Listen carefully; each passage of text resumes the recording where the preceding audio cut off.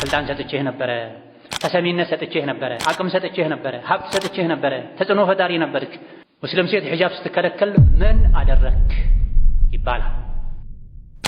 ባለንበት ጊዜ ሱናን ዲንን ተገበራለሁ ያለው ወጣት ላይ ወንዱም ሴቱም ላይ በተለይ ሴቷ ላይ ፈተና እየበረታ ነው። ፈተና እየበዛ ነው። ተገላልጠው የሚሄዱ ወደ ብልግና የሚጣሩ እንደሻቸው የሆኑ ሐያ ያላት ሰተር ምትል ደበቅ ምትል ሙስሊም ሴት እየተገፋች እየተጎዳች። ታዲያ በእንዲህ አይነት ከባድ ጊዜ ሙስሊም እህትን አይዞሽ እህቴ ልንል ይገባናል። አይዞሽ ልጄ ልንል ይገባናል። ወላጆች፣ ኃላፊዎች ከሌሎች ጋር ተደምረው ሙስሊም እህትን ሙስሊም ሴት ልጅን ሊያሰቃዩ አይገባም። አንዳንዴ ውጭ የሚሰቃዩ ሲያንሳቸው ቤት ውስጥ ሴት ልጃቸውን በሒጃቧ በአኽላቋ በዲኗ ሱናም በመምረጧ ምክንያት የሚገፉ ወላጆች አሉ። የውጩ ሲያንሳቸው ቤት ውስጥ ይገፋሉ። ይሄ አይገባም። ለሙጅሪሞች አጋዥ መሆን አይገባም። ሌላኛዋ በሱሪ ተወጣጥራ በአጭር ቀሚስ ተገላልጣ እየሄደች ምንም የማይላባት ምንም የማትል እናት ምንም የማይል ወንድም ሙሉ ሒጃብ አድርጋ መሄድ የምትፈልገን ሴት ልጅ እህት መውቀስ፣ መኮነን፣ ማውገዝ፣ መስደብ፣ ማሸማቀቅ የሚፈልጉ ወላጆች አሉ። የውጩ አይበቃም? ሙጅሪሞች፣ ፋጅሮች፣ ካፍሮች ያሸማቀቋት ያስለቅሷት አይበቃም? ሙስሊም የሚባሉ አስተማሪዎችም የቢሮ ኃላፊዎችም ጭምር ሙስሊም ሴትን የሚያሸማቅቁበት ሁኔታ አለ። ካፍሩ በኩፍሩ ለዲን ባለው ጥላቻ ምክንያት አድርጎት ሊሆን ይችላል ነውም።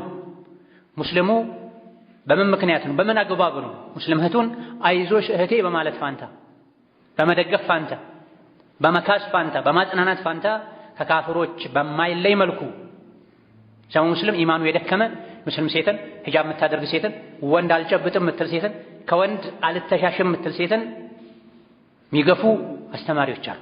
የሚገፉ የትምህርት ቤት አስተዳዳሪዎች አሉ። የቢሮ ኃላፊዎች አሉ።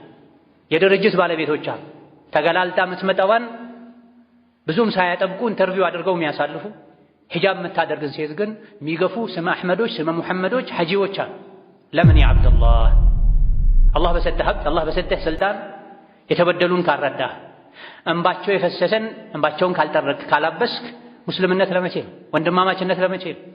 ስለዚህ በተለይ ቦታ በተለይ መልኩ የተፈተኑ ያሉ በዲን በሱና ምክንያት የተገፉ ያሉ ወጣቶችን አይዟችሁ ልንል ይገባናል። ስልጣን ያላቸው ስልጣናቸው በሚፈቅደው ልክ የህዝብ ተወካይ ሆነው በተለያዩ የስልጣን የህግ ቦታዎች ላይ የተቀመጡ ወንበርን፣ ገንዘብን ከአኺራ ሊያስበልጡ ከዲን ሊያስበልጡ አይገባም።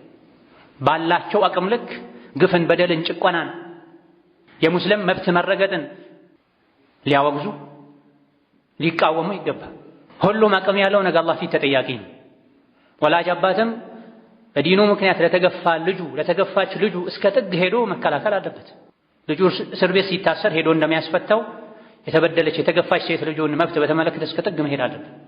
በየደረጃው አቅም ስልጣን ያላቸው ድምፅ ያላቸውም የሚችሉትን ሁሉ በማድረግ ግፍን መቋም አለባቸው። ካልሆነ ነገ ሁሉም አላህ ዘንድ ተጠያቂ ነው። ስልጣን ሰጥቼህ ነበረ፣ ተሰሚነት ሰጥቼህ ነበረ፣ አቅም ሰጥቼህ ነበረ፣ ሀብት ሰጥቼህ ነበረ፣ ተጽዕኖ ፈጣሪ ነበርክ። ሙስሊም ሴት ሒጃብ ስትከለከል ምን አደረክ ይባላል። ኢነላህ ሳኢሉን ኩለ ራዒን ዐመ ስተርዓህ። ኃላፊነት ያለበትን ሁሉ አላህ ስለ ኃላፊነቱ ነገ ይጠይቃል ተብሏል። ጥቅሜ እንዳይነካ ወንበሬን እንዳላጣ ተብሎ ሙስሊም ሴት ስትገፋ ኢስላም ሲገፋ ሲነካ ዝም መባል የለበትም። የግል ወንበር ሲነካ፣ ዘር ሲነካ፣ ቢሮ ሲነካ፣ ወንበር ሲነካ ከሚጮኸው በላይ ኢስላም ሲነካ እውነተኛ ሙስሊም ከሆነ ውስጡ ላይ ኢማን ካለ መቃወም አለበት። መጥፎን ነገር ያየ በእጁ ያስወግድ፣ ያልቻለ በምላሱ ያስወግድ፣ ያልቻለ በልቡ ይጥላ ብለዋል ነቢዩ ዓለይሂ ሰላቱ ወሰላም።